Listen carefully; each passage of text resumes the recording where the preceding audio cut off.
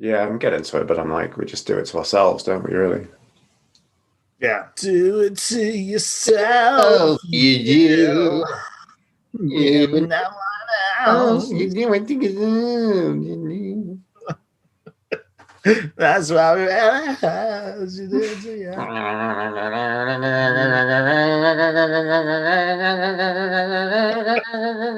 that the one where they all lie down on the floor? It is, yeah. Oh, that's a good film. It's totally, yeah.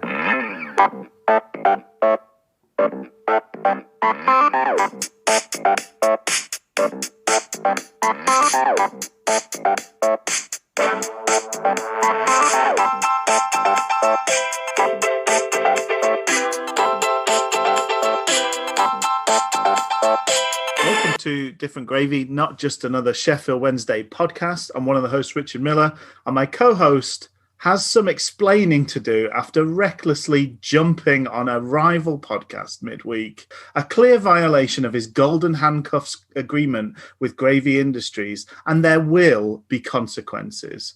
Recordings of some of his most shocking outbursts will be leaked to the press, including him saying that Jack Nicholson was the best Joker, Hamilton is just a history lesson delivered by Vanilla Ice, and that the best Star Wars film is the Ewok Adventure. He has been warned. There is more to come, but he's here today. Dr. Luke Gledall. How are you doing today, Luke? I'm very good. I'm really glad I did it. I'm really glad I jumped on an excellent Wednesday podcast. I love that podcast. It's fantastic. Shout out to those guys. That was a lot of fun. I regret nothing. Oh, Cancel me, will you? Well, there you go. Mm-hmm. You unapologetic turncoat, Dr. Luke Gledall. Well, there we have it. Would a turncoat be working? Casting yourself as the Edith Piaf of the Wednesday podcasting world. I really don't get that reference, but I'll go research it later. He's the person that sang the Regret Nothing song. Okay, I got you. Then, you know. Would a turncoat for this podcast, Rich, be working so tirelessly to go and get a sponsor for this show after Wednesday being so badly and nobody cares anymore? Anyway, I have a sponsor for us.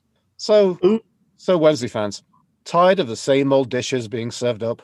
Well, then why not make your fodder as direct as Pulis Ball to your front door?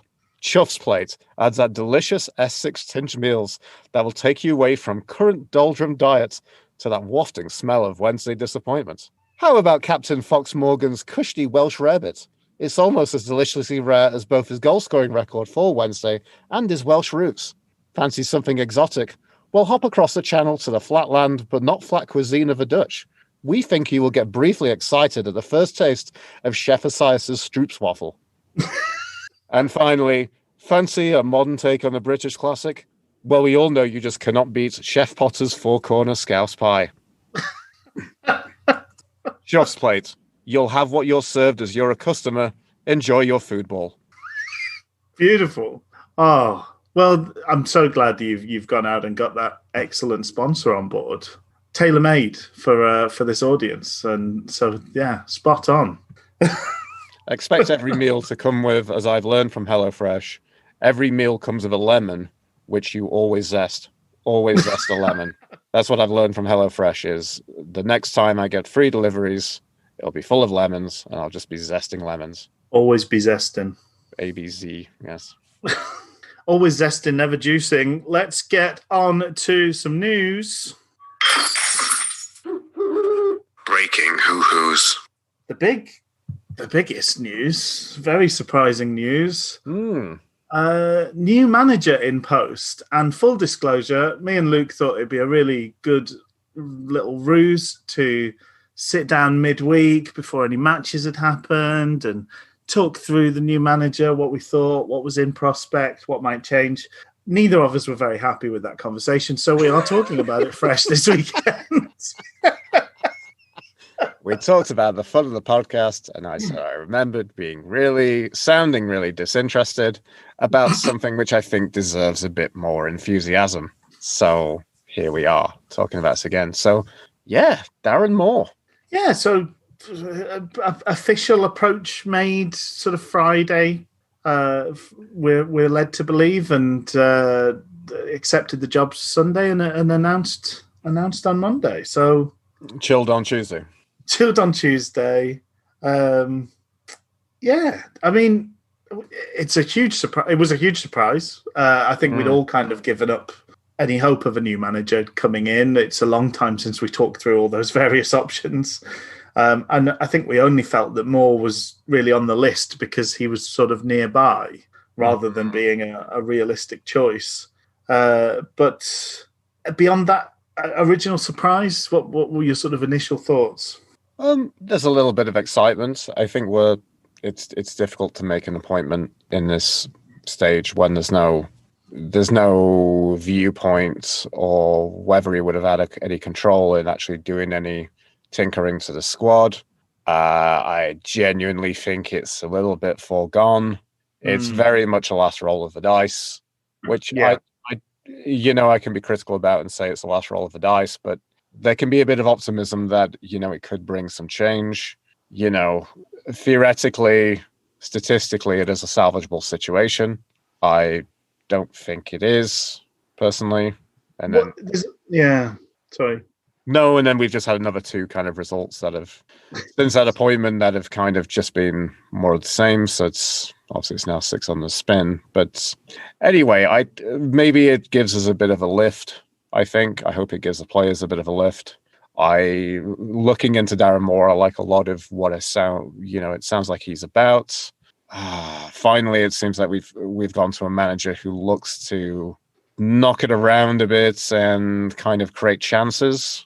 Kind of a history of kind of playing football always scores more goals than we concede, which is a novel concept for Sheffield Wednesday. Yeah, so there's a lot of positives, a lot of things to like. I like his character. He seems very calm and collected. I really enjoyed his first press conference. I know there's a lot to be said about the PR of managers and what they do and what they come out with. Mm-hmm. So again, I could well just be repeating a lot of stuff from but he seemed to kind of give him a lift, and it kind of felt like we would be going into that Rotherham game with going on the front foot and going at it. I think there's a couple of things, isn't there? Because you're right. I mean, even before this week and another 2 games sort of passing us by without any more points, it's looking a increasingly desperate situation. But saying this is the last roll of the dice, the fact that a dice has been rolled and there is somebody to roll a dice is a positive that I think we'd all kind of given up on. Mm-hmm. So that in and of itself is it puts us in a more beneficial position than I think we were in prior to the appointment. And I think if nothing else, and I know, well, we'll get into our thoughts of the Rotherham game, but that kind of gung-ho bit of decision-making, I think, on balance, most fans would rather... You want to go out swinging, and I feel more comfortable that under Moore, we're going to at least have a go. We're not going to just drift out of this league without a peep.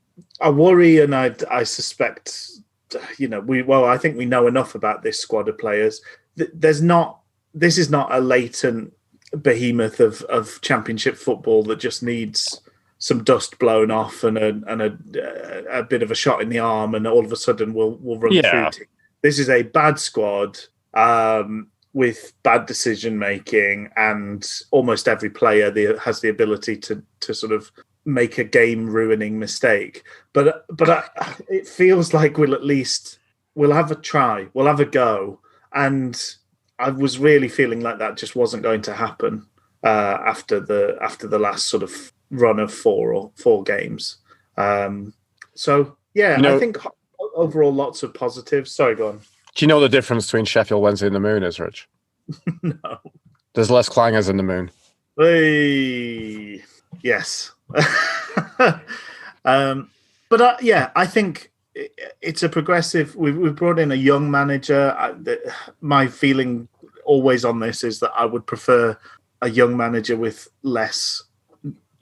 You know what the ceiling is with a lot of these old merry-go-round plodders. Mhm. You know what you're going to get for better or worse, and normally for worse. So somebody that has the propensity to grow and maybe grow with the role and build a name for himself here, that's an exciting thing. I hope he's given a chance. I suspect this season won't be wonderful, but I hope he gets a chance to show enough and gets a chance to make a first go of it with us next season, probably in League One. So yeah, there we go. And anything else before we sort of talk about the Rotherham game, his first game in charge? No, let's get into it, because I think there's one kind of caveat I have about. I think there's a lot of positives I will look at. I think there is one thing that kind of concerns me a little bit, and I think that came up a little bit in the Rotherham game. So I think that's the time to transition. Well, so I think the biggest news really for me when we saw the team announced was that despite the fact he'd been a bright spark in our best half of football of the season, Izzy Brown was dropped back to the bench. Mm-hmm. Nowhere Hide as well. Nowhere Hide either. And we went to a 4 at the back, didn't we, for the start of the game? Yes, which is kind is this the of caveat already? It is a little bit. I did actually mention. I will kind of preempt myself and say I do apologize if I repeat some stuff I said on the Owls Americast this week, because I think there's probably going to be a few of those views reheated up on the podcast. We'll just be dinging them in the microwave on this episode. Well, we've got the benefit of a second game to add a bit of colour and texture, don't we? In that case. Oh yeah, beautiful, love it. Yeah, the four at the back is something he's very keen on. I guess that's the interesting thing is, like, we may still see a little bit of this from Darren Moore, is that, I don't know, maybe we're always a bit deceived that all managers can tweak things and tinker with things and go away from what they primarily like doing. Yeah. But I guess we probably shouldn't be surprised, and maybe we should give him... I will suspend my disbelief regarding some of the things that Darren Moore wants to do. Like, I think it's fine for him to start with what he thinks he wants to do, because that's the thing. It's a preference, a personal preference of how you like the team to play. But exactly. A little bit concerned with Penny playing at left back. Yeah. You know, because I guess I feel like for a long time it's like we were kind of pretty shy on fullbacks, and then Morgan Fox left the club. I can't even remember who else we've had in history of left backs. I mean, that's probably going back to, I always want to call him Rod Gilbert, but that's not. Royce Wiggins, Royce 5'9". Plays along those lines. Players that we've signed for the left back role. Yeah. And then just haven't worked for whatever reason, who've kind of left the club. So we don't really have any options there. So that's kind of led to the world of, and Monk has crafted this club and this squad so much with not many options in that regard. There's been a lot of players who are used kind of in a wing-back berth. You know, we've been very keen on the 5-2. Palmer's probably played left-back. I know. Almost as much as he's played any other position over the last 2 seasons. I think so. And that's the funny thing. I mean, that kind of bridges in from the Rotherham game until today's game against Reading. You know, Palmer was in that left back position, and I'd probably end up putting him there. I think we've probably had better options at right back, including when he was fit, Iorfa a little bit. I can't remember who even played right back when Palmer went to left back. We did have some people there, didn't we? Iorfa has played. Yeah, Iorfa has played there before his. Obviously, there's a very, very brief Hide moment last season. There was that too, and then the revelation of Iorfa in the middle sort of changed his trajectory a fair amount. And obviously Odebajo, who is of course, is a missing man at the moment. Yes, I forget that he's injured. Yeah, he's one of those players that you hear is injured, and you're like, I wondered why I hadn't seen him. Yeah, he got quite badly injured, didn't he? I think he's needed surgery and sort of not been able to walk. Right. And Van Aken has been injured for a long time as well. Yes. Van Aken was obviously more of a convert into a left back. Yeah. But it's a lot of those options have sort of gone, haven't they? The options have gone. They're not particularly strong options, but they are options nonetheless. which probably unfortunately spells out a lot of what we have with Sheffield Wednesday, really, in terms of players. Essentially, there are not many places where you've got choices in this squad now. Between ability and availability, there's we've discussed a lot about Hutch or Pelupesi. That's one of the very few options you have. It's a choice that you can make. Is two viable contenders for the same position. Neither of them a particularly wonderful choice, but they are two players that can play the same place, so it's a choice to be made. We don't have a choice at goalkeeper at the moment. We don't have much of a choice at centre back, right-sided centre back. We've got choices at left-sided centre back, I guess. And in terms of what we have up front, yes, there are players that can play those positions, but as we've talked about, really, it gets so much worse when you take the first choice off. It's I don't know how much of a choice you actually have in most places in this squad. But the Rotherham game, so we started in a lineup that is familiar to Darren Moore. He likes his teams to play in certain ways, and I think these first two games has been him kind of pushing his blueprint formation onto the players that we have available and seeing what we get as a result of that. And I mean, Rotherham was a pretty good, you'd think maybe a pretty good start point. It's a team that's in and around us. It's a team that, well, I mean, it's pretty much a 6-pointer, isn't it? In terms of the relegation battle. So a good start point for a manager in a way. And I think we started fairly well. Patterson had a chance that went wide. Mainly sort of set pieces were the chances. But unfortunately, it's just silly mistakes and that cost us again and again. And so 17 minutes in, a player who is 6'2", 6'3", sneaks into the middle of the box unnoticed. Rumours that Tom Lee's had a sibling who played hide and seek with him and has never been seen again are unverified, but totally believable on this showing. I mean, he just watched him walk past him and win a header. Yeah. And it's another deep ball, so there's no pressure to block the cross coming in. There's nobody getting in position to defend that. There's no goalkeeping intervention. So it's just a free header, a very easy goal to score. And we're 1-0 down in just over 15 minutes. And what a rubbish start for Darren Moore. I think the best chance of the rest of that half was Rotherham's as well. It went to Wing, who they've got on loan from Borough. Will that be he's on loan from? Yes. Yeah. Yeah. And he hit the far post with an effort that was go into the goal, basically. Mm-hmm. Anything else from that first half? I don't really recall much else apart from we're just giving ourselves everything to do again. This is what Sheffield Wednesday repeatedly do. Like it's difficult to talk about any failings elsewhere on the pitch when we do this to ourselves all the time. Yeah. It's there's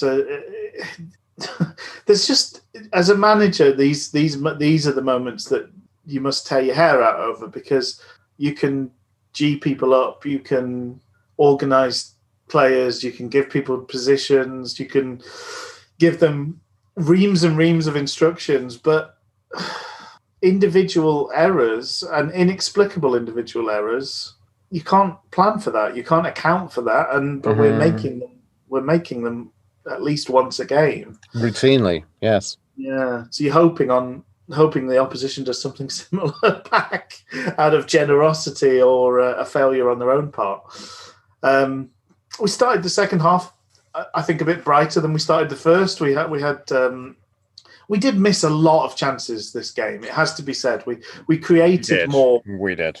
Than we probably have in like weeks of games previously, that just were very There weren't like gilt edge chances, but there were decent chances here that we didn't hit the target with. And unfortunately, when we then did hit the target, the goalkeeper produced some pretty good saves occasionally.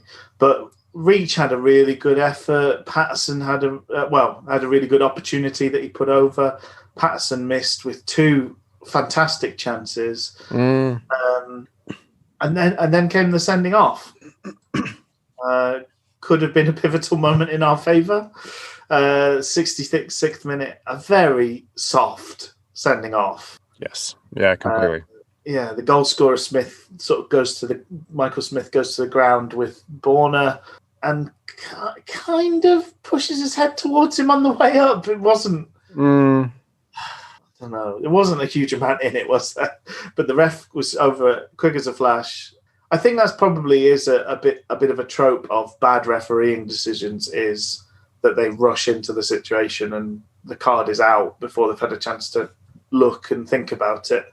And this was a classic one of those, in that he was over with the card out almost before the players had got up. But so Smith sent off. They made a change after that, so they brought on Ladapo, who's a fairly sort of mobile front man, to lead the line on his own. We then entered a period of the match called Subageddon or Subarama, where we brought on Kachunga and Harris, taking off Windass and Reach.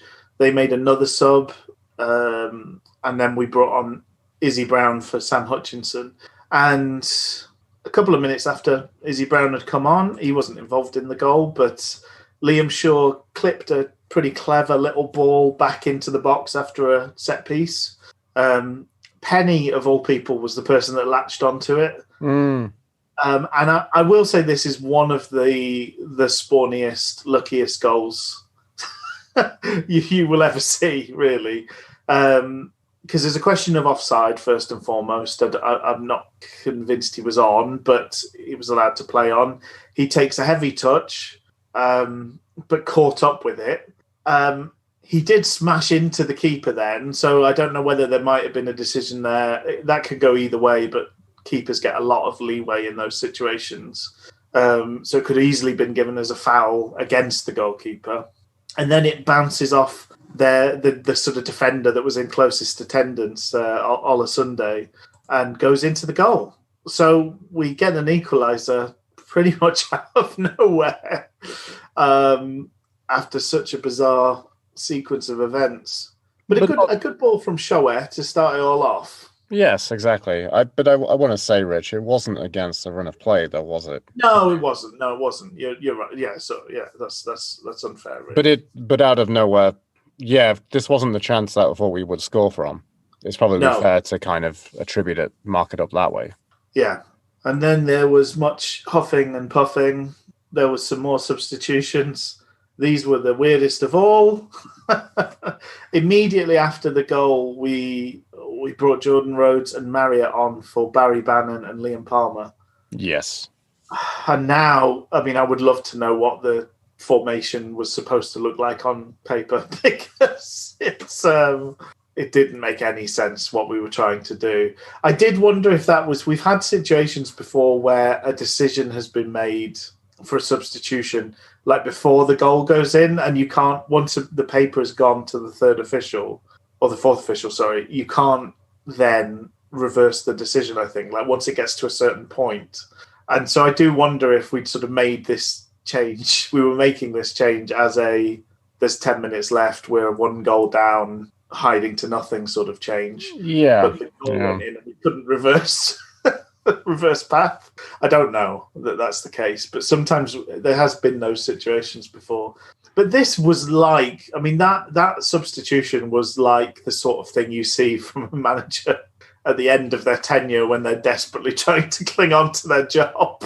Yes, yeah. It's proper cup final stuff to try and just get something, do everything you can to get a win. Neither of those players had any impact on the game, Jordan Rhodes or Marriott. I don't remember us really making a chance after that point, but we did win ourselves a corner, a last gasp chance from the corner. There was some talk over who would take it, and just a couple of moments that were enjoyable with the substitution. By the way, we got to see a kind of PowerPoint presentation being desperately thumbed through, like a uni student who'd woke up hungover, trying to frantically remember what they were going to say in their presentation. And also the camera caught a beautiful sort of glimpse of Nicky Weaver just sort of looking back despairingly towards the bench, not knowing what the plan was supposed to be at all.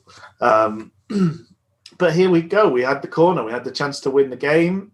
We didn't know who was going to take this corner. Apparently that wasn't on the PowerPoint.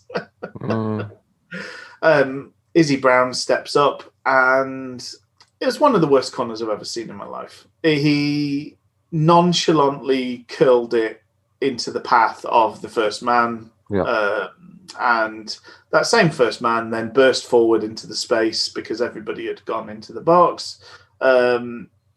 Marriott was chasing him but never got near him.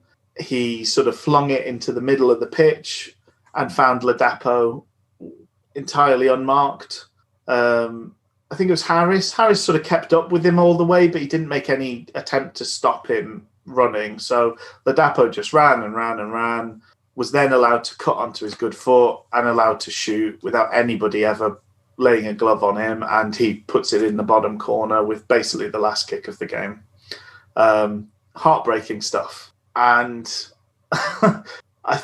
I'm torn as to whether this was stupidity or a risk worth taking, because we had a point, and a point is not nothing. But I don't know. I don't know. I mean, in the heat of that moment, a last minute corner, you would naturally think that's an opportunity to, turn the screw and potentially turn like a lot of the pressure that we had on Rotherham in that second half and take it to the 3 points. And that's what we need. It's just an incredibly poorly executed corner. And he has since apologised, hasn't he, for how bad the corner was? Yeah. I know there was a lot of Wednesdayites having a pop at him on Twitter, which I do have to say it did make me a bit sick how crap that corner was, and how it was an attitude sort of thing as well. Like I think I said in my text to you, it was like the nonchalance of when Robert Pires tried to pass the ball to Henry from a penalty. It's like we're a team that has all these sort of chances all the time, and this is not something to take seriously. A certain laissez-faire attitude. Yes, when really we're fighting for our lives, and that was our last little scrap of driftwood that might see us survive the night. It was just tossed away like so much rubbish. And but that's a typical kind of summary of the season, right? Of this Wednesday season, is there's so much complacency. Yeah. And we never have the ability to or belief to see in these moments that there are things that we can do. It's such a constant denial of like, there's so many moments, especially in defensiveness, which I think, in defending, like so many moments where it's just like, oh, it's fine. It'll be fine. Yeah. Well, like that, like Harris did, I think Harris did in the defending, Harris did the job he's supposed to do, but it's somebody else's job to either get rid of an angle for the goal scorer or say to Harris, I'm here, so you can try and make an intervention. You can make a tackle, because if you miss, I'm there. And interestingly enough, it's the same player that made the huge personal mistake against Reading that was the senior defender that was on hand. Burner was behind Harris or to the side of Harris and should have said either, or should have just gone, seized the moment, pressed the man, or shouted to Harris that I've got it covered, go for it. But he didn't. He didn't take control of that situation in the way that you want the defender to in that situation. That's his job. There is to run the moment and make sure we come away with the ball or we reduce the options. He shouldn't be shown onto his good foot and then allowed to shoot. that's just the last thing that should be happening. And once again, it's one of these situations where just go and foul him. If you take a yellow card, what does it matter? If it's a red, it doesn't matter. It's the last kick of the game. We've had it happen to us enough. Just very frustrating. And that lack of personal responsibility is so disheartening to see from members of that defence. Anything else from that game? No, I mean it's a weird step up to look at that game and say, well, we only conceded 2 goals as opposed to 3 goals, and that is a very, very mild improvement. Another mild improvement, I think it seems quite substantial, is the fact that we're creating chances, we're missing chances. Creating chances and missing chances is a giant step forward from the world of not creating chances. Of not having any at all, yes. Not having any chances. No, that's a good point. That's a good point. I think that's the frustrating thing, is it was a marked improvement in terms of performance, but it yielded the same result. But there we go. So we go into a much more difficult game against Reading, welcoming back Lucas Schwau. Well, I suppose we were at their place, so it's not so much welcoming back, visiting our old friend Lucas Schwau. On the scene of the last game he played for Wednesday. That was the start of last season. He scored against Reading and then ended up signing for them. Urigide back, playing right back, Palmer in at left back, and then going with that sort of front 3 with Harris as part of it. Any sort of initial thoughts when you were reading through the team sheet? No, I was glad to see Urihide back. I don't know. I'm a bit, a midweek cameo clanger from Izzy Brown, who's had a series of consistently poor cameos this season. I'm still a little bit disappointed for him that he lost out after Luton. Yeah, it's a shame, isn't it? It is. I don't know if it really. I don't know how much it kind of filters into Moore's way of playing. Mind you, right now we're asking Windass to play either in the hole, or sometimes we find out he kind of drifts out to the wing, right? He spent a lot of time out on the wing the last couple of games, and particularly second half today. He was all the way out on the right wing for almost all of the game, it seemed. Is it the building block of Shaw and Hutchinson? It felt like a more pronounced that those were 2, and then Bannon was separate from that in the first half today. And I wonder that means there's only one job for a creative. And it's going to go to Bannon over Brown, presumably. Yeah, okay, I can see that now. That's a really, really good point I think you're making there, Rich. I agree with you there. Maybe that's the weird thing that's kind of been like... the funny thing was, Freddie foreshadowing against Rotherham.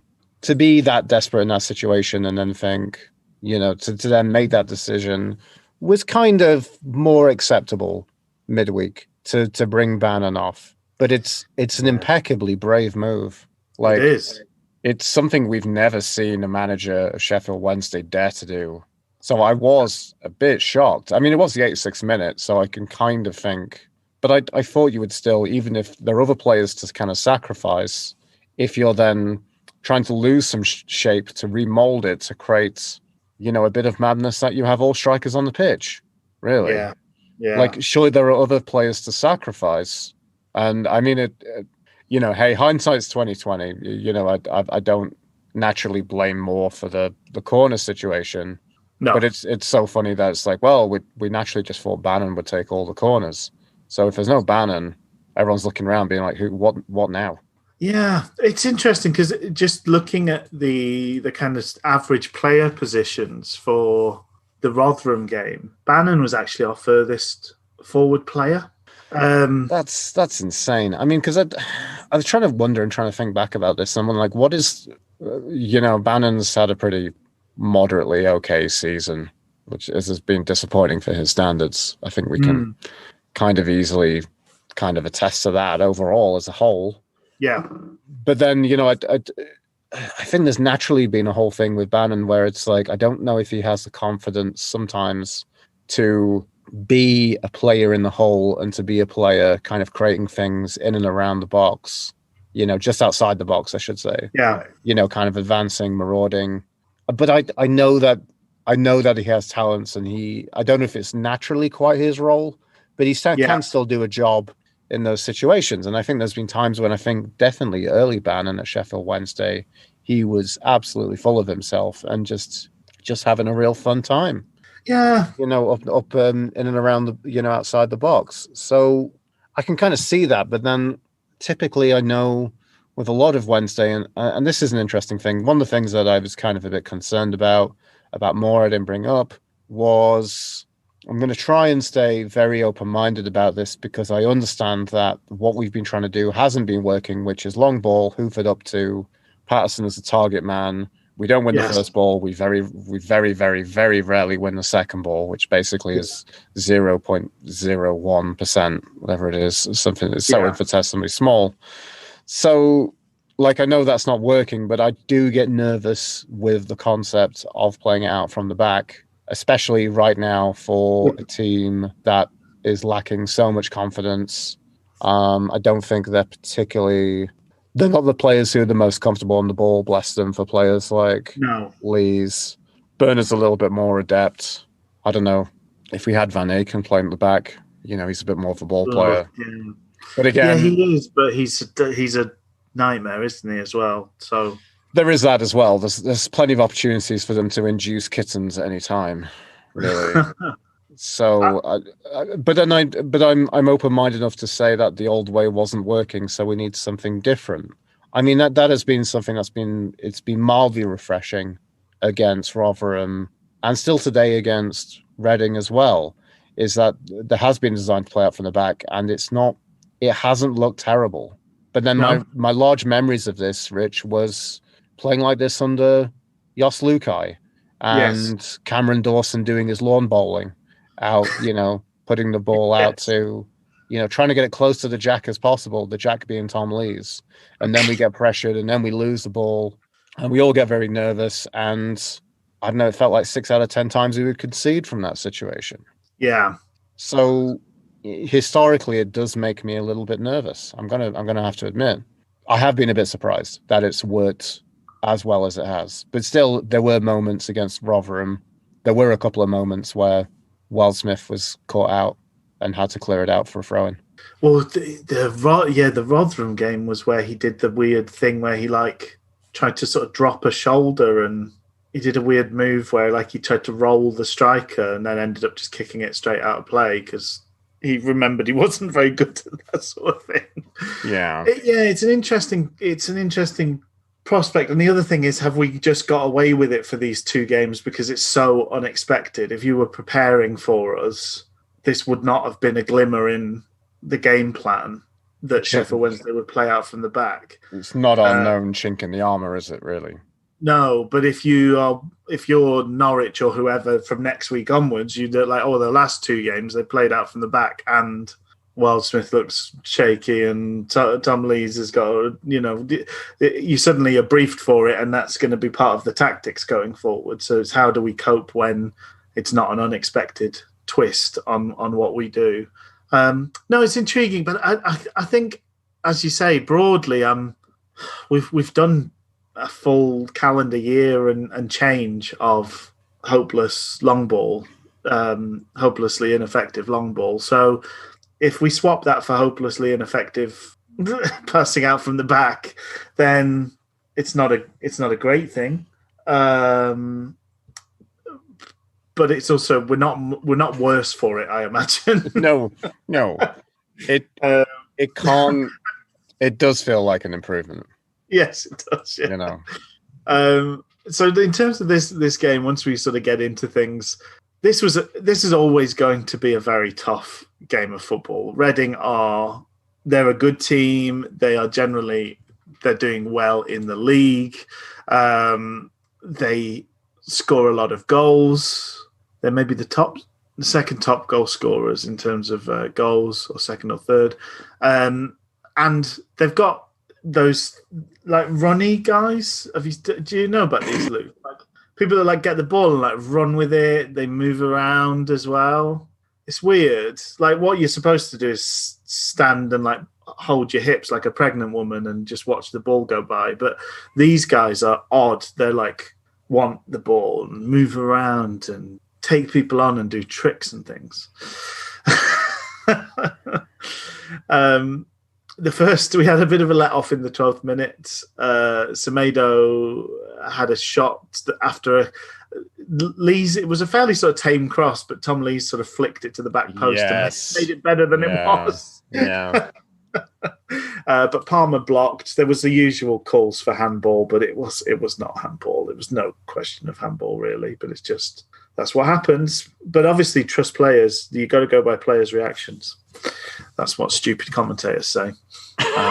They don't cheat and claim for absolutely everything all the time. No, they're good, honest folks. We almost had a unicorn, didn't we? We almost had a headed goal from Barry Bannon. That was sort of 15 minutes in. If he'd tried, he could have had a header, and if he'd connected, it might well have gone in. But it was well defended at the far post after a good Urugide cross. That was some really good work on the right as well. Yeah, I liked him roaming up and down that flank. It was it worked pretty well. I was less pleased with Harris today. I thought he ran himself into trouble an awful lot and made some bad decisions. But I liked Urugide sort of seizing those opportunities when they were there. And that's where our best chance of the game really came. Bannon didn't get the header. It was headed out of play, and we got the corner. Harris hit a bad corner first and foremost, but it was he got another chance. And on the second chance, it was a great corner to the back post. Tom Lees got up really well and hit the bar with it. We then got another bite of the cherry, and again Tom Lees got up really well at that far post, but apparently this time he'd fouled his man. But so whilst Patterson did actually put the ball in the net, it didn't count, unfortunately. But again, it's this what we're talking about. I mean, we're having chances, we're making chances. That's a good deal better than where we've been. And for half an hour, I was quite enjoying the game of football I was watching. They're a good team. We're not a good team, but we were doing enough. We're a bad team, but we were not looking embarrassed to be on the same pitch as them.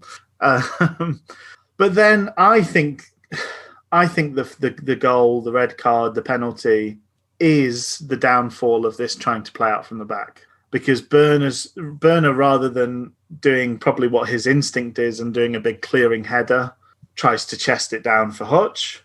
He misses him. And then instead of clearing the ball, he tries to trap the ball back to Hutch. He misses him by 3 feet and plays the ball in behind for Puskás, who, not a quick player. We then watch this sort of glacier-paced chase happen where Borna, just about as slow as Puskás, chases after Puskás. And eventually, when Puskás starts to think about what his finish might look like, Burner catches up and runs through the back of him. Clumsy. Yeah. Error on error on error. Just one question. Did you think Palmer was close enough that it maybe shouldn't have been a red? Yeah. Yeah, but it's really, really foolish from Burner. Like, it's needless. It is impeccably needless. I think it's justified. Like, I know what you mean. Yeah, I know what you mean. Yeah, I think I tend to as well. But I just wondered on maybe the 6th replay, I was like, is Palmer close enough to... Yes, I can see your point, so I can see the argument that it's not a red. I don't know if I'm just getting the, trying to whip myself, getting the razor blades ready to just, do some self-harm as a Wednesdayite. But maybe it more comes from that like I feel that Burner needs to be punished because it was really ridiculous. Like, I don't know what he's thinking in that moment. I don't know I don't know. First of all, I don't know. Is he thinking? Probably not. It's blind panic, isn't it? Because it's blind panic. It's not a given that Puskás scores from there. No, not at all. A couple of minutes before, he'd actually had a shot from that same sort of range and just hit it straight at Wildsmith in the goal. I thought Wildsmith's angling was fine. Puskas is a good player, so. but exactly. I don't think it was a formality. I'm also wondering if, like, it seemed an eternity for Puskas to take. He wasn't even going to get a bite of the cherry at that point. It wasn't like, oh, he's going to pull the trigger at this moment. He had like another couple of seconds. He was like turning his body to take another touch, wasn't he? Whether that was to create an angle or what, but it would have meant another couple of steps for Palmer to close him down. It would have meant another couple of steps for Wildsmith to gain on the situation. Yeah. I thought it wasn't. Burner was in a situation of treating this moment like it was a formality. Yeah. Like, so the only thing I can think about is either not thinking at all, and he's acted out of embarrassment, shame, rage. Yeah. Or he is thinking, and he's thinking, I can do this to take a penalty, to take one for the team, and then it's not a formality that they score from the penalty. He may have been told he should have taken Ladapo out midweek, and then in that his head is like, oh yeah, I've got to take him out now. That's very true. That's not out of the question, is it, in terms of the sequence of events? And obviously, the natural thing you do, we're down to 10 men, we're a goal down, sub the captain. That's what you do, isn't it? Classic move. Bring on a left back, take off your only creative player in the whole team. Job's a good one. Of course, your next move is knight in my orifice. First move is put a pawn in your mouth and try and swallow it whole and choke on the pawn. Choke on the pawn. And I can I just say as well, with Burner going off, Burner ripping his shirt open. Oh yeah. My note was Hulk Tosh.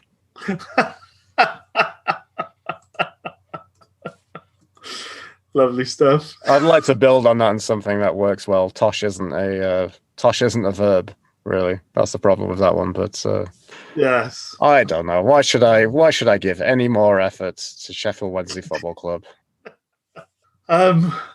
Interestingly, sort of the next moment of note was really Reading making their own inexplicable mistake defensively. Kind of 38 minutes in this, so it was. A very loose pass where we looked as surprised as them that they'd so tamely given us the ball. And after some deliberation, mental deliberation, Patterson sort of pushed forward till all of the options ran out and thankfully got fouled, which meant we had a chance from a free kick. And we had the prospect, is this going to be a Windass effort into the far post or the near post, or is this going to be Penny? Is Penny going to hit it? And after much deliberation and heated discussion about who would take the free kick, Windass just runs up and smashes it straight in Patterson's ball. Yes. I was like, poor Patterson. Poor Patterson. He was really, really taking the hits today. I mean, he couldn't have been more spot on if he'd aimed it there. Yeah. Did you find it weird with that free kick? Did we take that free kick back from where it was? Maybe a little bit, yeah. It seemed like a good 2 feet back from where it was, because it was just outside the box, right? Well, they always say it's too close to get it up and over, so sometimes you do want a little bit of distance. I get that, yeah. But especially if you're going to just smash it straight into Patterson's balls, you need to get that angle just right. Right, if it was... So you're saying if it was closer, he would have smashed it into his shins. That's why. Yes, yeah. Trumpy Bum was like, no, let's take it back a few yards. I can really raft it into Patterson's neck. Yeah, but by up and over, we mean the knees in this case. He did that 4-2 back to get up and over the knees and straight into the crotch. That was kind of it for the first half for me anyway. I don't have any other notes from the first half. There was a really disappointing moment. Well, I do want to say as well, just as a note to, the poor buggers at Wednesday that I follow, Rob O'Neill and John Pearson do a lot of thankless work. I know they're paid for it, but it's depressing. Still thankless. It's really depressing to be in the position to talk about Wednesday being so abjectly poor. Just a note for them. One thing I'd like for next time, Rob O'Neill, please stop announcing that Wednesday are playing out of trouble when we still have the ball in our defensive third of the pitch. We are a lot more comfortable with doing it. I think that was one of the positives today. But still, let's really wait until we've got it around the halfway mark.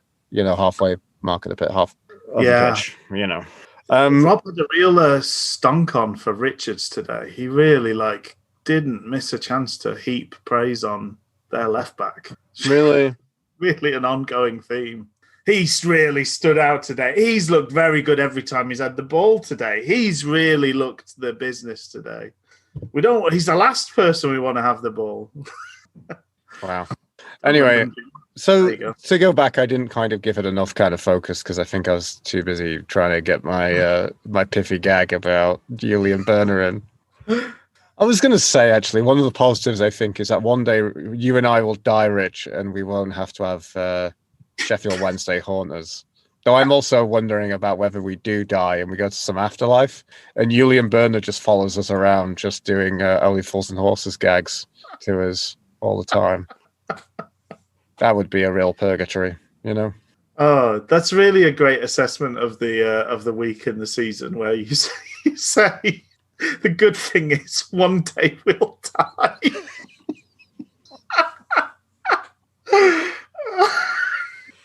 And it will all be quiet. There'll be no more losses there. I'm just imagining me and you in purgatory walking around being like, I tell you what, I can't wait till Julian Berner fucks off and we get a space in hell. Oh, it's gonna be mint. It's gonna be fantastic. Much, Rich and I not learning from the fact that, the typical Wednesday expression of I can't wait till we get rid of these players, but then forgetting that we're going to get worse players to come in and replace the players who've left. Can't be worse. Hell can't be worse than purgatory, right? Purgatory's pretty fucking terrible. I'm just imagining Julian Berner in all those lovely situations from Only Fools and Horses, hey guys, I got these crazy sex dolls. Hope they don't explode. Oh dear. I don't know. I was surprised when the chandelier fell to the floor. Exactly. I thought it was the other chandelier. Turns out the watch in the attic was worth a lot of money. That's look at some of the. I'm really glad we've managed to find some moments to laugh because this was looking to be such an abject and joyless episode of Different Gravy. Seriously, I just had nothing.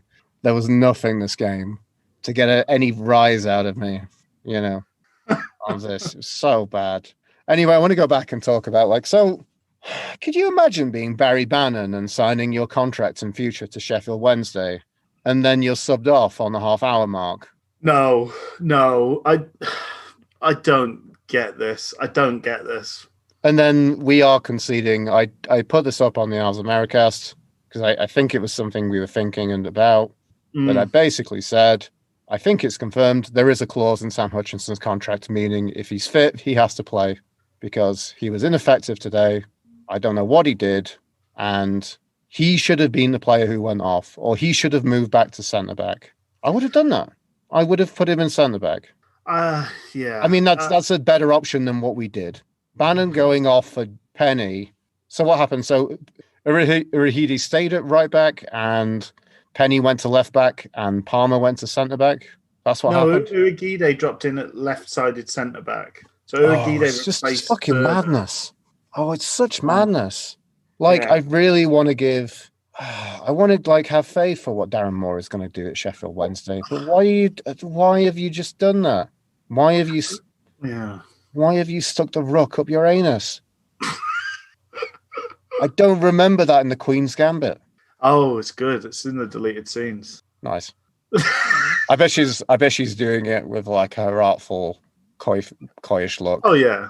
There's all on display. There's also some great 50s, 60s music soundtracking as well. So. I think, I mean, there's a discussion to be had about what do we make of the first week in post for the manager, and what do we think about for the future. I will.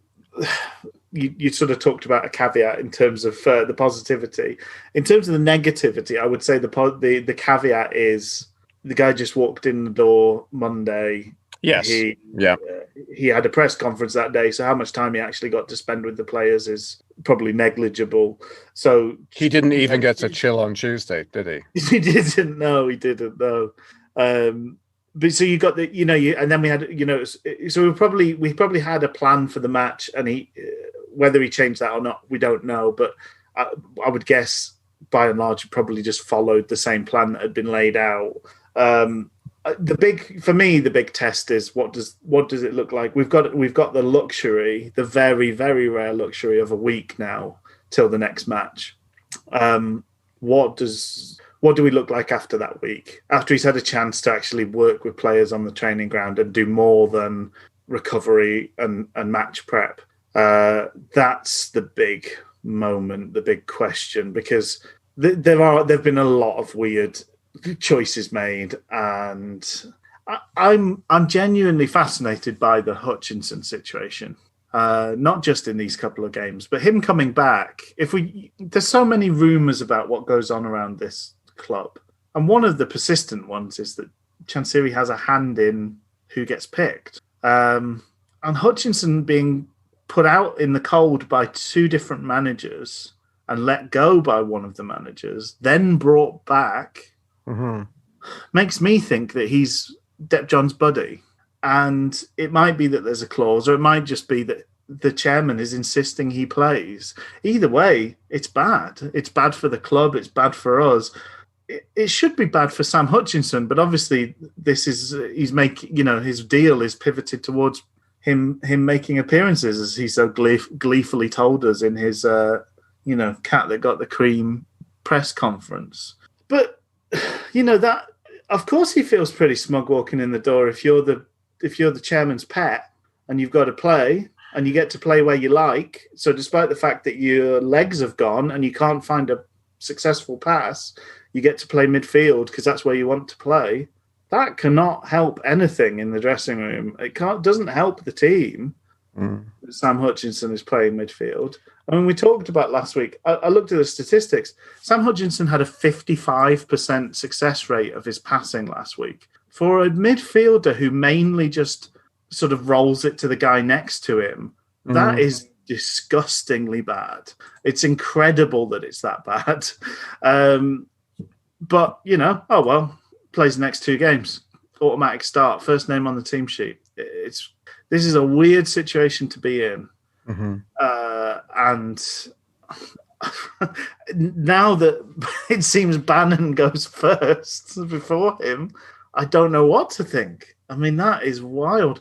But also, Bannon wouldn't be the first one to sign a new contract that then never gets played. If you remember Penny, there was a clamour to get him his contract, signs a new contract, didn't play. Urugide, clamour to get him a new contract, signs a new contract, doesn't play. So are we signing them up to terms that we're so unhappy with that we kind of like spitefully keep them out of the team? I don't know. I mean, there's just, who knows? I know. I hate the fact that I have to just come on and be like, what? I don't want to be like a Wednesday fan who's like Alex Jones. Yes, yeah. Exactly. Anyway. Sam Hutchinson is turning the frogs gay.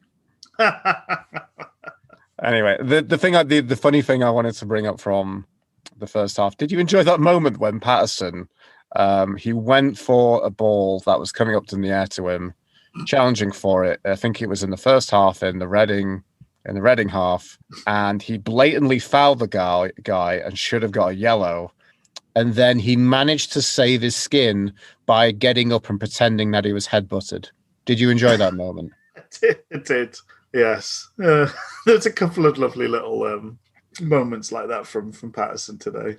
Just, it's a plugging away at a thankless task. He's got to make his own. He's got to get his own enjoyment out of things. As JB Smooth says in his WTF interview, you've got to turn your own self on. Excellent. Um, I mean, predictably, Reading rattled out of the blocks start of the second half. We almost had an Urigide own goal. Joao hit the sort of post or the bar. I can't quite remember what it was, but it was sort of improvised volley sort of idea. That just the sheer sight of Urigide screwing the ball like it was some fucking trick shot on a pool table behind so needlessly just made my heart sink. I know. I think knows what happened. No. I think a lot, Rich, about your comment about how, Wednesday continually, just give ourselves so complacently and calmly, just give ourselves so many worrying situations, just needless corners that we concede. And that was just that was the cherry on top of the shit Sunday. Yes, yeah. It really was from Urigide. That was so poor. And then the fact that the corner then, Joao just, notching onto the bar so effortlessly, beating his first man, so complacent at the back. It's just, I'm weirdly apathetic, but I do still find moments that this team do ire me and upset me, really. And again, this really novel thing that Reading did, I think it's called coming out and in the second half and realizing that they're ahead and the job's only half done. Really, you've got to watch this Reading team, guys. They're really light years ahead of so much of the football we've seen at Hillsborough. So they looked to the game. So here's a new thing I want to talk about, Rich. There's a phrase about the wounded animal. We're a wounded animal, but the animal is a sloth. We're a wounded sloth. Oh dear. Yeah, it was just a case of how bothered they were and how many they wanted, really, wasn't it? Pretty much. And I thought it was really funny that, Joao had that moment where he wasted a chance, which I thought was pretty difficult, in at the near post. And he was so upset with himself. Yeah. He took the ball and he thundered it against whacked it against the billboards. Yeah. And I'm like, that passion and anger that he's got against himself in that situation is so much more than any Wednesday player has shown in such a long time. No. If we have players that kind of miss chances, which it wasn't even that guilt of a chance, that's a bit like, be calm on yourself, Lucas. Jeebus. No, but they're just but a Wednesday player would do that, I'd be like, oh, okay. They'd just be so down. And it just screams so much volumes about just little things about these two teams that are in such different ends of the table. And it's so marked. Sorry, look, watching Joao amongst his new teammates. Yeah. There's this sort of, whether it's real or not, but there's this story that when Arsenal and Man United were the heated rivalry at the top of the Premier League, Alex Ferguson walked through the middle of the two teams and saw all these people like Vieira and Petit and that sort of Arsenal, Anelka and people like that Arsenal team at the time, and basically sort of felt like this is a sea change moment. The football athlete of the future is what I'm seeing on the other side here. They're 6 foot plus. They could play any sport, but they play football, and they've also got technical ability. And so he then set about building his United team to beat this Arsenal team with that sort of model in mind. And Arsenal weirdly went down a rabbit hole of almost the opposite direction. They went for tiny technicians. So Fabregas became the mold of their player in the future. But it's almost like you see Joao and he looks absolutely at home, because it's a team that looks and plays a bit like the good stuff of Joao. It's light, it's fast, they're all kind of leggy and limber and quick. I wasn't impressed. Last time we played Reading, they were giving tons of praise to Elise. I wasn't impressed by him last time. I was impressed today. Yeah. He just ran the show second half, and he just looks so comfortable and confident on the ball. But again, he's got a turn of pace. He's not just got a clever left foot that like Barry Bannon's got. He's also quick and tall and strong. All these facets to their game. And even their kind of holding guy is a classy player. McIntyre, he's the box stop midfielder, and he's got a lovely left foot as well, and turns people and makes space and picks out passes. I know. And it's almost like at some point we kind of followed a model that was Alman Abdi, rather than building a team around Joao. And that really was a bad turn in the road that we took.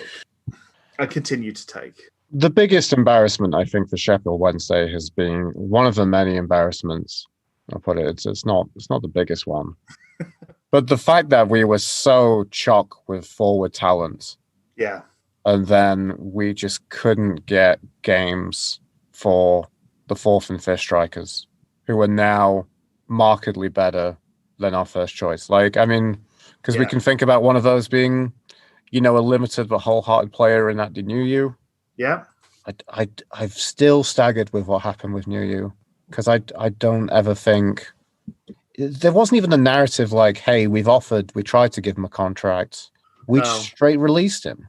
And I don't understand what happened there. I was very happy with him in that fourth, fifth, option from the bench, potential starter if he wants to, if we want to try something a little bit different. Yeah. I would say he's a slightly better target man than Patterson. Oh yeah, no, and we would be markedly better off this season if Nuyu had stayed. Yeah, and then going on to we would have 6 or 7, maybe more points more than we have now. Going on to Zhao, there was a question of his application at times and his attitude. Yeah, he's still. It's funny. He's still a very lackadaisical player. It was really funny watching him. Certain players, they just have that look and that gait, don't they? Yeah. So I can get that, and it was really funny watching him get subbed off today. I think he had like a mild knock or something. There was some kind of question about his fitness, so I could see why they were it was just really funny watching him saunter off the pitch, just slowly extricating his gloves to say "job well done," his black gloves, and the fact that he couldn't get as many games for us. And then, I don't know. And then Hooper, Fletcher, Forestieri during his good spell. Yeah. And then the really sad thing that, he's done chuff all ever since, but it felt that like a really sad moment for Wednesday's academy that George Hurst was coming through in a time when we really didn't need to see if he was any good at first team level, because we had such great options up front. And now all those players have gone, and we're relegated to bringing on the Naka Yard, Jordan Rhodes, and Jack Marriott. Yeah. Windass going back to being a bit disappointing. Patterson's lost any sense of form lately. He looks knackered, Patterson. Yeah. He really looks. He looks like everything's a bit of a struggle for him at the moment, and he had plenty of chances against Rotherham. And as you say, fitness is not the issue. If you're getting those chances, form is the issue, and he did have some really decent chances, and that he didn't make much of. But I was just laughing. He reminds me of remember when Dion Burton always looked like he had a kite on. And yes. He just looked eternally grumpy, old man Dion Burton. Yeah. But still would turn up and do a job while getting lumps kicked out of him, and had enough class to do everything around him. Do a really good job of that. Yeah. I get the same feel from Patterson, just there's no joy from anything he's doing right now. Well, there was a moment where we cleared the ball to the halfway line, and Patterson sort of barged past one Reading player, chased down the ball, chased down a pass from one to another, and then they passed it just to a third player that had come past Patterson, and he looked around, he genuinely just kind of it was arms aloft, looking around, is anybody else even bothered? Because nobody had moved from the box. Nobody had pushed forward with him. He was literally the only one putting any effort in. Windass is interesting. I thought of it was a bleak second half. Of the bright moments we had, I thought Windass was sort of plugging away on that right-hand side, trying to make something happen. Granted, he did not get much joy, but the few moments, the few bright little bits and pieces, there were a couple of balls that did come across to Rhodes or Marriott in the middle. There was a bit where Hutch let everybody down again by passing to their player when there was no pressure on him to do so. But there was just, I don't know how it was supposed to work with no Bannon, no Patterson. Once we made those subs, I just don't know what was it supposed to look like? What was a good move? What was success supposed to look like in that situation? Yeah. Marriott did have maybe his brightest moment in a Wednesday shirt. He sort of ran 10 yards and then put a shot really tamely wide. But it's probably the best thing he's done since his first touch in a Wednesday shirt, which was that volley that went wide. Oh, I thought that was the one he took on the angle and they tried to almost clip it into the corner. That's yeah. There's other one which Rob O'Neill was saying about Marriott's effort. Well, I think it was some type of shot. Yes, he did. He did. I think it was supposed to be some type of shot. I think it is. That's what it was. Yeah. I was tickled. Which is as damning as it deserved in terms of the level of effort that it was. But it is, I would say it's the best thing Marriott's done in a Wednesday shirt. You know, you think of Superman, don't you? Is it a cross? Is it a shot? No, it's Jack Marriott's effort.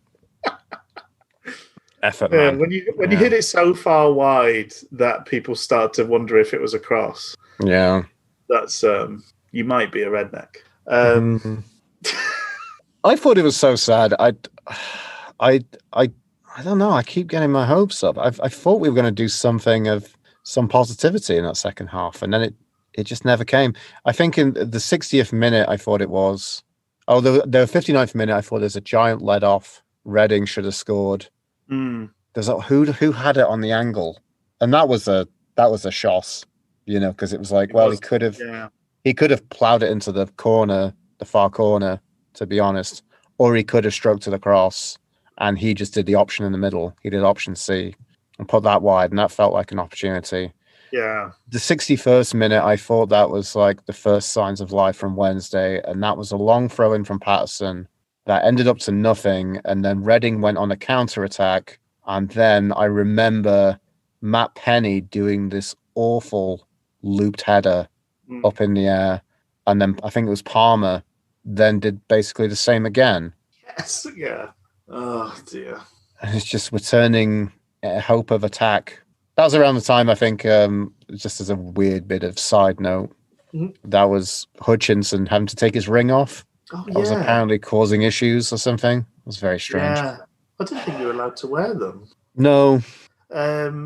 Yeah, so obviously, Joao got his goal, 21st of the season.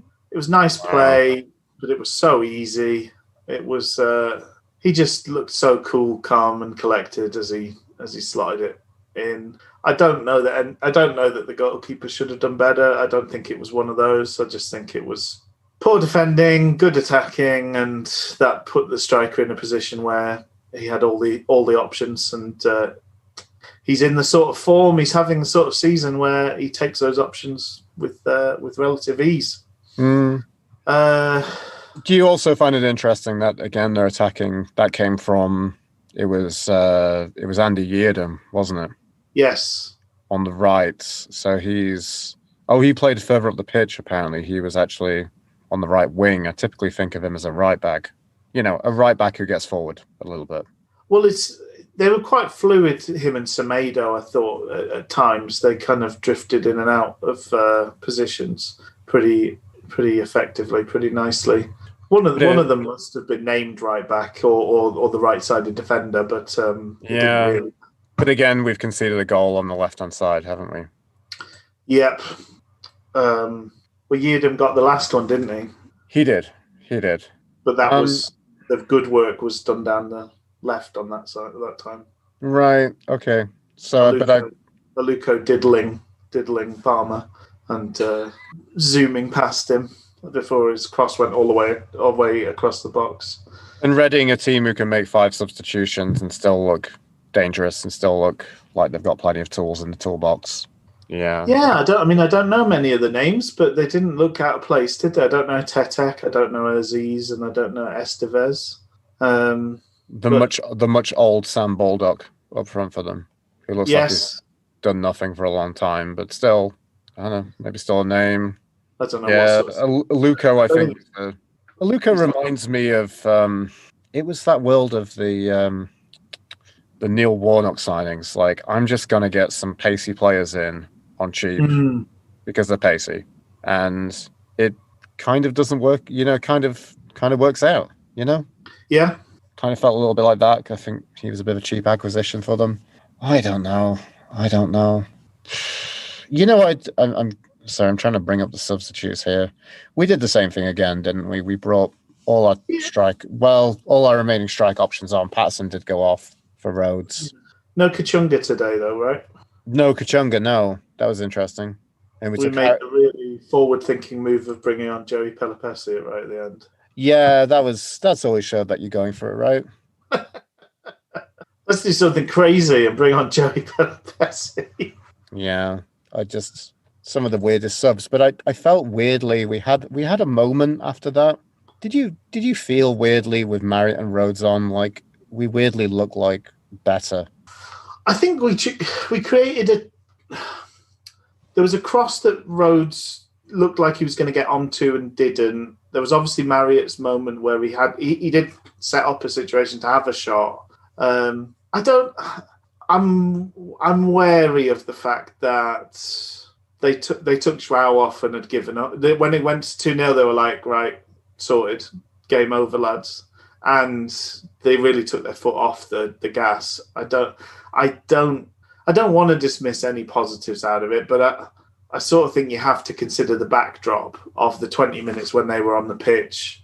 Reading were very much just easing down to 90 minutes, and they still managed to get a goal, and we didn't. I don't think we had a shot on target. Yeah, I know what you're saying. I mean, we went to 2 up top, which unequivocally 2 up top at one point, which we don't do very often, and it did mean we had a presence at the top of the pitch, and maybe that was the best that we looked in the game. It's just, as I say, they took off Joao, they took off Elise, they took off Puskás, and then eventually after he scored, Yeardom went off. It's just kind of like they were just on such autopilot for all of that second half, and particularly once the second goal went in. Yeah. It was Usain Bolt looking around and admiring the scenery after he's beaten everybody in the first 80 metres. But I nearly caught him at the end. It's like, yeah, but if he'd run, you wouldn't have caught him. That's just what it felt like to me anyway. But maybe I'm being too pessimistic now. Any more? No. We still had time for a Wildsmith Classic where he got beat at that far post far too easily. 6 losses in a row. Yeah. Wowzers. Dizzying new lows. Yes. I feel like we've worked you into a full scale depression coma now, Luke. It feels a bit like that. It's like a bit like after you take a large meal and then you just kind of go into a food coma, but it's just misery instead. A large meal of misery. Yeah. With lashings of sadness. Right, Enid. So, I mean, the game. We've had our easy run. Yeah. These are all tricky games coming up, pretty much. I mean, the one benefit we have is we are playing teams that there is always that thing that happens in the Championship where once you're not in the playoffs anymore and you can't get the playoffs, there are a few teams that go on their holidays. So we might be looking at a kind of scary lineup of teams that are there or thereabouts, but they won't all be there or thereabouts. And once you lose the hunger of being in that conversation, there is always a few. We've been that team, but there's always a few teams that kind of with 4 or 5 games to go, the feet are up, they're on the beach. In this case, it will be a far less exotic beach than they're probably used to. They'll be thinking of sunning themselves on Margate and Blackpool Beach. So I suppose that's a kind of glimmer of hope, isn't it? That some of those teams, if they're safe and they're not going to be in the playoff picture, then we might pick up a few surprise results. So that's a chance. But we realistically, we've got to pick up probably 5 wins, maybe 6 out of the next 11 games to give ourselves a good chance of staying up. And that does feel like a big ask right now. Yeah. But I feel more hopeful with more in place than I would have done. If we'd had the same 2 results and no new manager, then I'd be more pessimistic than I am now. I'm still pretty pessimistic, but there's a glimmer, there's a light that, who knows. So anything else? Do we want to do? We should do. Were there any bright sparks? Were there any people that stood out for positive reasons? No. Do you think anyone deserves any credit from this game? Probably not. Probably not. No. Actually, my D-Day wasn't terrible, but then he did nearly score an own goal. So. Yep. I'm going to give credit to all the Wednesday players on the bench who didn't come on. It was one of Adam Reach's most effective performances of the season. What? Why didn't we bring Dunkley on? The subs were baffling. The subs were baffling. Why didn't we bring Adam Reach on? Why didn't we bring Kachunga on? Why didn't we bring Izzy Brown on? Kachunga, Reach, Brown, and Dunkley have very good questions to ask as to why they weren't on the pitch by the end of the game today. I mean, we made 4 subs, but of the 5. Yeah, I don't know that you need how many of those we needed to make. Certainly, Pelopessi felt completely pointless. Villain, it's got to be that grinning Hans Gruber again, hasn't it? It has. We thought he died at the end of the first Die Hard, but he's back, isn't he? He keeps coming back. Yeah.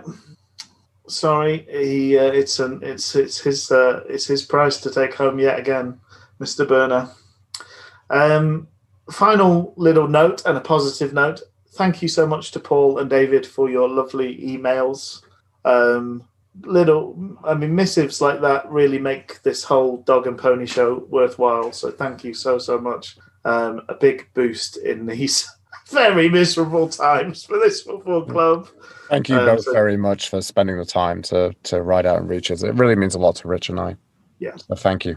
And thank you anybody who listens. Really, we're completely blown away by the fact that anybody that knows us or doesn't know us listens. So yeah, thanks so much. And I suppose the only way, at some point we've got to turn this form around. So maybe this next week is the week. Fingers crossed.